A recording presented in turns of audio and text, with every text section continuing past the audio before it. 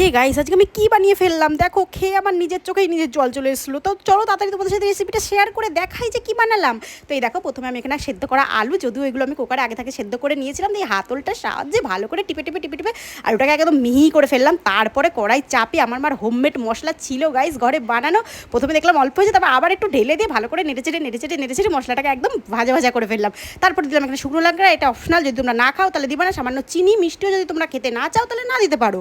তারপরে একটু নুন মশলা সব কিছু দিয়ে এটাকে পুরো ভালো করে ভেজে রেডি করে তারপর দিয়ে দিলাম এর মধ্যে আলু দিয়ে এটাকে ভালো করে কিন্তু ঘাটাপাটা করতে থাকবো যতক্ষণ রেডি না হবে। তারপরে দেখো এরকম সুন্দর রেডি হয়ে যাবে। আমি একটু খেয়ে দেখলাম কি সুন্দর হয়েছিল গাই। শুধু তো খাওয়া যাবে না, তাহলে তো ব্রেড পকোড়া হবে না। এ দেখো, তারপরে বেসন নিয়ে বসে পড়েছি। আর ব্রেড পকোড়া যেহেতু বানাবো, সেহেতু এখানে কিন্তু সেপগুলো আমি এরম কেটেছিলাম, এটা চুরির সাজে কেটে নিয়েছিলাম। খুব সুন্দর হয়েছিল কাটাটা। আর তারপরে এই দেখো, আমি বেসন টেসন গুলে একদম রেডি করে ফেলেছি। আর খুব না পাতলা না গাঢ়, দেখেই বুঝতে পারছো। তারপরে এই দেখো, এর ভেতরে ওই আলুর পুর ভরে এরমভাবে রেডি করে ফেলেছিলাম, কি সুন্দর দেখতে লাগছে না। তারপরে কড়াই অবশ্যই সাদা তেল দিবা, কিন্তু আর আমার মতন ভাজতে যদি তোমরা ভয় পাও তাহলে বাড়িতে মাকে বলো ভেজে দিতে। তো চলো, ভিডিওটা কেমন লাগলো বলো।